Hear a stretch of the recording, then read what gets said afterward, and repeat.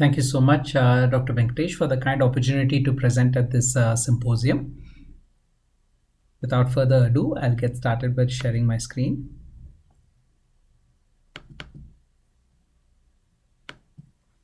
So what I'm hoping to be able to talk about today over the next 10 to 12 minutes is my journey from lab to market as part of Remedio, the company that I co-founded in impacting public health through contextually designed and simple to use products that also happen to be affordable.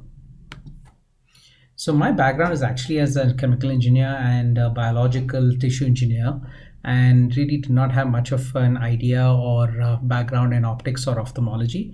But I was very interested in public health as a result of the work that I did when I came back to India in 2005, primarily working and being able to create access through affordability by reducing the price or the cost of these reagents. We also innovated on ensuring that these reagents required no refrigeration. That was the first foray into public health and technology. And I really liked it a lot, and therefore decided to find my calling in that. And I've been working on technology in service of public health and designing medical devices and doing product design as part of Remedio Innovative Solutions that I've co-founded based in Bangalore. Now, my initiation into ophthalmology was a pure chance. I met a wonderful human being and a great clinician by the name of Dr. Anand Vinekar, who really challenged us in asking the question, look, if the cost of treating babies with laser is now lower than the cost of the devices that are used to screen them, something is really wrong in the ecosystem. So that's really how we got into ophthalmology and the design of devices. And we've learned a lot over the past 10 years by interacting with many clinicians, including those in the Arvind ecosystem, vision technicians, as well as those in vision centers and biomedical engineers also in Arvind, like Suleiman and others and who are there in Pondicherry. So a big thank you to everyone for all the help over the past 10 years. Now, the three things that propelled us to start Remedio is one, we had an urge to impact. There was a purpose behind why we were doing Remedio. We really wanted to have an impact on preventable blindness by being able to decentralized testing, by ensuring that non-specialists could do the tests that are done in a traditional specialist office. But for this, the devices that they use not only had to be affordable, but also simple to use. We were pretty ignorant. We didn't have any fear of failure. None of us were into business or technology, and especially not technology in ophthalmology. But I think what carried us forward was the will that, look, let's use the constraints in India as an opportunity to innovate, and what comes out of it will actually be globally relevant. Now, what we focused on as a culture within Remedio is a concept called ground up innovation. Now, what we mean by that is rather than looking at an existing product, which may be expensive, and asking how do you reduce its cost, we say if we are from Mars and we didn't know how that particular product was designed, how do we actually de novo design a new product, taking into account the constraints in terms of price, in terms of ease of use, in terms of the absence of infrastructure like electricity. And this usually results in not only the most affordable product, but also a very simple to use product, which then we believe is globally relevant. So we practice the entire norm of design thinking, and we brought multiple devices to the Arvind ecosystem for us to be able to test and go through the loop of iterating by working very closely with all stakeholders, including clinicians in the field. Now, what we mean by design relevance or contextual design? Now, this is an example of an in vitro diagnostic device where there's a touchscreen interface, and that counts for almost 30 to 40% of the cost of the device. But when we were doing our usability studies, we realized that the person using this device was never removing their bloodstained gloves, so they could never use the touchscreen interface. So we came up actually a way by which they could do a voice activated interaction, and that not only made it more efficient for the person, but it also helped reduce the cost of the device. That's really what we talk about as design relevance or contextual design. Now, we applied this framework to the problem of vision impairment, and we asked ourselves the fundamental question: how do we make it convenient for people to get their eyes comprehensively tested? The only way this was going to be possible is if we decentralize testing. How do we move all of the tests that are done in ophthalmic clinics to pharmacies, supermarkets, the convenience of a patient's home, primary care physician offices, public health centers, and optical chains? And this is really the future that we are working towards. Now, how do we do this? How do we make devices simple and affordable?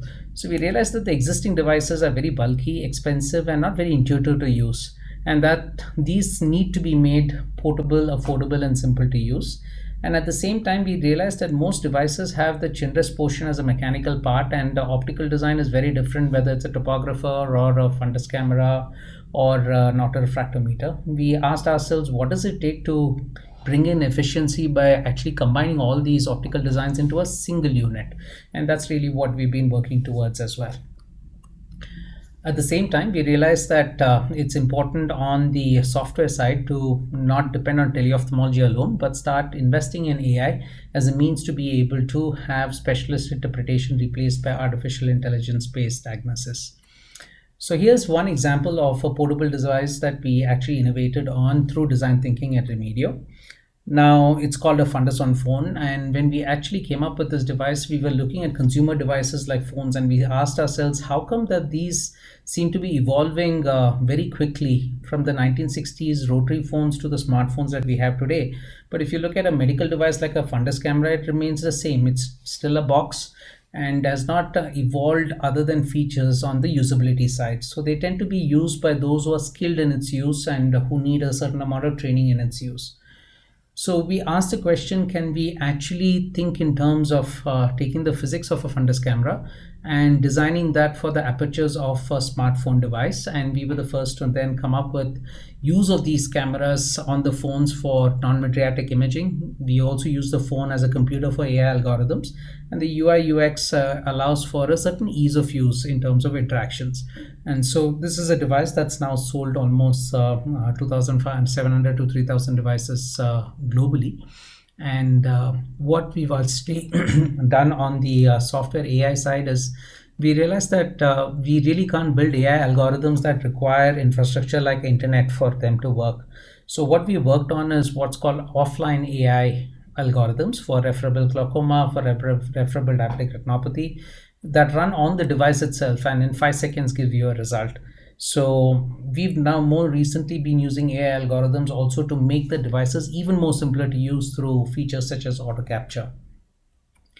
Now, what was very important to us was these devices needed to meet the strict scrutiny of regulatory approvals and also meet clinical efficacy through independent peer-reviewed publications. And that's what we've done for all of these devices, not only for the hardware, but also for the AI as well, where they have compared them against the current standard of care. Now, we've also innovated on a number of other portable devices, such as the autorefractometer, the portable digital slit lamp, and with the visual fields test with Sandal and Alphilis Technology, who's also going to be speaking as part of this session. So we now have a portfolio of eye health screening devices that are all portable and can be therefore taken into either primary care or into a patient's home. Now, at the same time, we also wanted to innovate in high footfall centers. Suppose, let's say you have a bus station or let's say a railway station, you really can't screen 100 people with a multiple set of portable devices. So that's where we said, what if we have one fully automated device that can actually do all the way from refraction to cataract screening to Scheimpflug angle closure glaucoma, topography, and for keratoconus screening, pachymetry, dry and infection screening, and also retinal imaging, non-mydriatic retinal imaging. And all of this is achieved in 90 seconds. That's really what we've been able to do in a co-development project that we've done with Visionix in Israel, where the two companies brought their patents together to achieve this. Now, product innovation is great, but we believe, and I strongly believe, it's not sufficient. You really need to start thinking about how do you expand and create new markets. And unless you do innovation and delivery, you really cannot scale to impact. You need to increase the touch points where these devices are used. So these are, for example, some of the delivery innovations we've focused on. Our devices allow for these to be employed in mobile screening models, in hub and spoke models like what we have done with Arvind, Dr. Mohan's. We've also done AI-enabled diabetic retinopathy screening in primary care in India. In the US, we worked towards health risk assessment at homes. We worked on diabetic eye disease screening in pharmacies as well as in retail touchpoints such as Quest and Walmart. And more recently, we are starting to introduce annual eye checkup in diagnostic labs in India as part of a workup that is now available for corporate screening as well as for anyone who goes for a blood test. We are making it simple and convenient for people to now get an annual eye checkup also done. Now, one thing that we've been particularly proud of is our association with the government of Kerala, with whom we have worked on bringing diabetic eye disease screening to 150 PHCs. public health centers, and that's expanding to 337 PHCs. We've seen a remarkable 31% detection rate, and this has been made possible because we don't sort of just sell technology, but we work with the government and seeing if we can work on creating a program around the use of these devices.